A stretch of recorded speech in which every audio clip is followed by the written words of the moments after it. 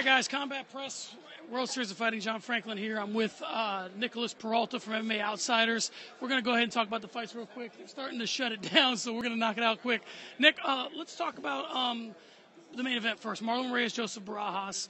Not a lot to talk about, but what did you see?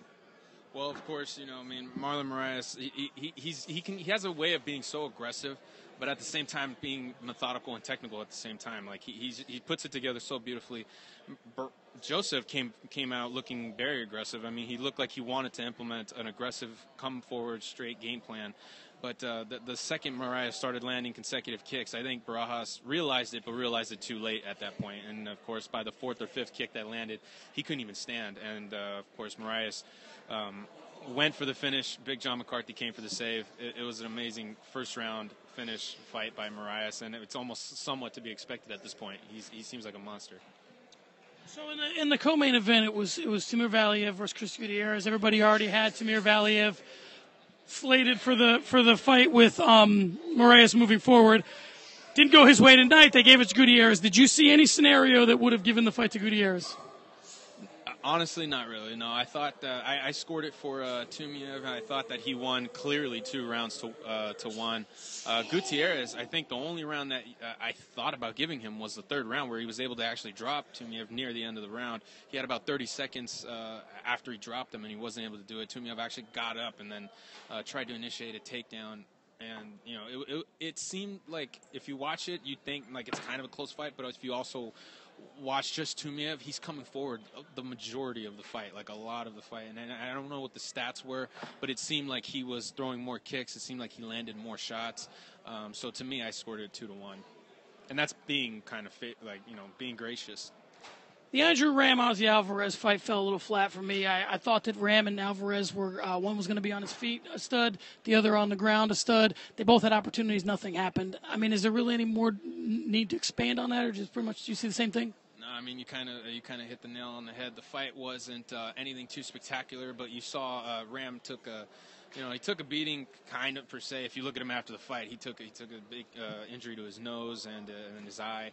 But I think that Alvarez, what he needs to improve on probably is his scrambles. I mean, he was working towards the ground game towards the end of the fight, but I thought that Ram didn't do a good job when it came to the stand-up anyway. So. All right, let's end on a high note. Jamie Yeager looked amazing. He hasn't fought in 3 years, and he came out and just completely cleaned out Daniel McWilliams in very impressive fashion. The thing I liked about it was this is a new Jamie Yeager. I mean, he seemed calm. The second I saw him take McWilliams down, I go, man, he looks calm. He looks super calm for a guy that hasn't fought in 3 years. I talked to Henzo. He said he didn't fight in 5 years, and it was like he just was out of sorts when he first got in there. What did you think about Jamie Yeager tonight? Yeah, I mean, there was a calm, cool, collective kind of presence towards him, but you felt that once the bout started, he had something ready. He was obviously aggressive, but without throwing away technical ability. Because of course, the second McWilliams came forward, he implemented a takedown, pushed him against the cage, and the second he was against the cage, he was able to force him down to the mat with ease, with basically not only just strength, but used great technique, used his own weight against him. And then once he had him to the mat, it was just a matter of, it was so systematic the way he was able to get that submission. It was fantastic. They're really putting something together over at Kings MMA. I mean, those guys are really, I mean, not like it happened yesterday, but the old saying, it takes a village, kind of. That's what they're building over there. They got a village, a tribe of just stud fighters. Well, Rafael Cordero has always been a fantastic coach, and it seems like there at Kings MMA, he's built a program that just works for almost every fighter. I mean, last year, all of his UFC signed fighters that fight out of his gym, none of them lost last year. It was why I thought that his gym could have won Gym of the Year. And, of course, he won Coach of the Year, which was well-deserved. This year seems to be another he seems like he could easily follow that up with a couple great wins. Fabricio Verdum, should he fight Kane again? Should he fight Stipe? Or if, with Rafael Dos Anjos, who fights Conor McGregor, there's a lot of big fights. And then, yes, here in Kings MMA, you have guys like Jamie Yeager who went in there and just looked spectacular. It looked like there wasn't even a threat to them. You know what I mean? So, of course, there's so many great fighters coming out of that gym. So let's switch gears for a second. That'll put a kind of a period on World Series of Fighting 28. And let me just say before we even move forward, But if anybody watching this is not following Nicholas Peralta, you're insane, because this, I mean, I talked to another guy tonight, John King, fantastic analysis. Nick Peralta, listen, don't be a chump and just follow the Ariel Hawanis and the Dave Doyles. These guys do great work. Don't get me wrong. This guy needs to follow. This guy needs to be someone that you are listening to and watching and reading before, during, and after fights. I'm off my soapbox. All right, now moving forward. Royce Gracie, Ken Shamrock, your thoughts? Oh my goodness. Well, I mean, if you look at the fight, I mean, there's two ways you can look at it. Really, there's many opinions, and some of them aren't even wrong. My personal opinion is that, despite the fact that whether it was a low blow or not, Ken Shamrock reacted as if he expected the ref to save him. Like he expected the ref to do something about it, in that he would pull Royce off and then allow him to recover. The fact that didn't happen, of course, that falls on both the ref, who should have been able to see the low blow, and that falls on Ken, who reacted, thinking that it's the ref's job to defend him in a position like that. When if he isn't aware of it, he needs to defend himself, and he didn't. And so, another opinion that you could have is that it's all the ref's fault. He should have seen that. It's up to him to protect the fighter. And then another opinion you could have is just that, if a low blow happens, the ref doesn't see it, tough shit.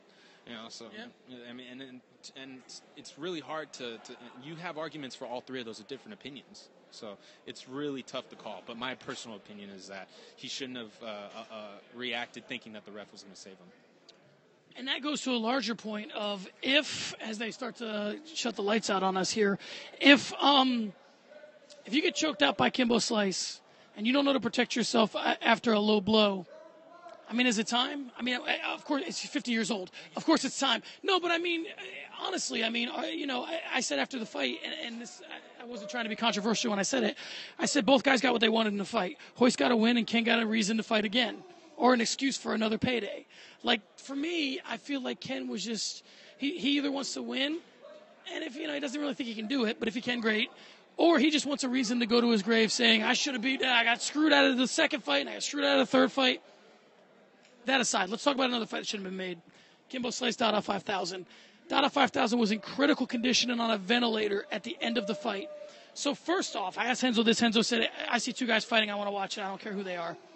Do you think that this fight should have been sanctioned? No, not at all. I mean, and who knows if Dada 5000 even gets another license to fight ever again, because that medical emergency with him is something that is going to come up if he ever tries to get licensed again in any commission, I think. And it will come up, and I think that there will probably be strenuous testing on him medically to see if he's even fit to fight again. And that was only a 3-round fight. And I mean, I say only 3 rounds is still tough, but for most fighters who they can still stomach it and go through it without that kind of emergency happening. But we also have to think he lost 40 pounds to drop to 265. I don't know what the time frame in which he had to do that was. The fight was announced 2 months ago, so let's just assume it was in that time. To lose 40 pounds in 2 months isn't anything too crazy, but at the same time, he has to spend most of his time training and doing that, not really training, actually. So, and then a lot of people were, of course, very critical of how he looked at the workouts, how he looked in the fight was very, obviously mirrored that. And no, this fight shouldn't be made. And Kimbo looked older. Kimbo's been in 3-round fights before, and he's never looked that bad. And that's saying something for Kimbo, because I mean, Kimbo's done boxing matches, and of course he's done 3-round MMA fights, but this is the worst he's ever looked in victory. I feel like it was almost a gentleman's agreement. They didn't think it was going to go 3 rounds, so why the hell train for it? So for me, part of what bothers me the most about this fight is that if you have to lose 40 pounds in 2 months and you're gassed at a fight, you sure as shit didn't do cardio to lose that 40 pounds. So what did you do? And is that what led to the renal failure? Is that what led to, like, you're putting yourself in position? Listen, I'm not saying that he's going to come out there like whoever, like Marlon Moraes or Timur Valiev with a full, when I did my preview, I joked that Timur Valiev's got a gas tank like a Prius. I mean, he's going to go until, that's it. But to lose 40 pounds and not to have good cardio lets me know that's not part of the plan. So that's concerning. And I mean, the biggest thing too with him is that who did he train with? Like, who does he have in his corner? I doubt it's any kind of specific high-level group. And Kembo is different. He's trained at AT&T, which is a very, top-quality gym. I have high-level fighters there for him to train with. I mean, he didn't train with them for the entirety of his training camp. But of course, he has a facility in which he's able to train high level, especially when it comes to cardio, when it comes to cutting weight, which he didn't have to. He weighs 230. It's a heavyweight fight, so he didn't have much to worry about. But the fact that he also tired near similarly to the way Dada did shows that it might also be a thing with age, or that he didn't train cardio whatsoever. And I think you're right. Maybe it was a gentleman's agreement. I don't think both of those men expected it to go past the first round. I think both men expected to just put each other away fairly quickly, which didn't. And when that didn't happen, it just turned into the bonanza that it turned into. And listen, guys, I don't want to act like we're giving all this time to Kimbo and Dada 5000 because it was that relevant of a fight. Why I'm talking about it so much is there is a trail of blood on the people that would let Dada get into that ring, and I got a problem with that. That concerns me. A lot of guys were kind of catching their conscience this morning where they were like, "Oh shit, Dada's in the hospital. I feel bad for tweeting so bad last night." Listen. This guy knew what he had done in preparation and still got in that ring to get paid. So I'm not saying he deserved to be in critical condition. No one deserves to be in critical condition. What I'm saying is, and I can say this with full faith, even as not being a fighter, if you told me I had to fight for 3 rounds and it was in 2 months, you can bet your ass I would at least be ready to go 3 rounds. At the minimum, I would be ready to do that physically. I know that about myself. So my point is that agreeing to this fight and taking the money when you're not up to it, and all the guys that were cool with that, because listen, even if Dada's too ignorant to know he wasn't ready for that fight, there are guys in the path who are not. So do you think this is something that does? Listen, we've had commission investigations for a lot less than this. Do you think it rises to that level, or are we just going to forget about this fight and move on? I think as far as what we think about this fight is when it comes to Dada and when it comes to Kimbo, I think there must be when it comes to fighters that are in that age range. In general, there just needs to be something more strenuous done medically to see whether or not these fighters are capable of fighting a 3-round fight. Because as I've said, most fighters can do it. Most fighters are supposed to do it, but that's because they're athletes that are way, they prepared for that. Obviously, Dada's corner, his coaches, his trainers, they didn't prepare him for that. And that's what I'm saying. Like, I don't think he trains with anybody high level or anybody that's in the know-how of training somebody for a fight like that. You know what I mean? They certainly didn't expect it, and they certainly didn't prepare for it. And when it comes to Dada, I don't think he should fight again. Yeah. And, and this is not to disparage this type of place, but if you go to the only problem I have with that, and it's not to take umbrage with you saying it, but if you go and train at a UFC gym, there's somebody there. And they're not even built necessarily to train fighters. They're built for the public. They have a brand name on there. Guys fight at a UFC gym, but they're not there for that. If you go to a UFC gym, they'd have a problem on their hands if they didn't know well enough to know, hey, this guy shouldn't get in the ring. And I understand there's money involved. That does what it does. All right, so again, just in summation, it was a big night for Marlon Moraes, bigger night for Chris Gutierrez. Jamie Yeager looked good. Andrew Ram and Ozzy Alvarez had a fight. It was ho-hum. Alvarez got his hand raised. So I do this thing on my podcast, Nick, and I'll do it here with you. I call it Finish Strong. I'm going to give you the last word. Go ahead. Anything you want.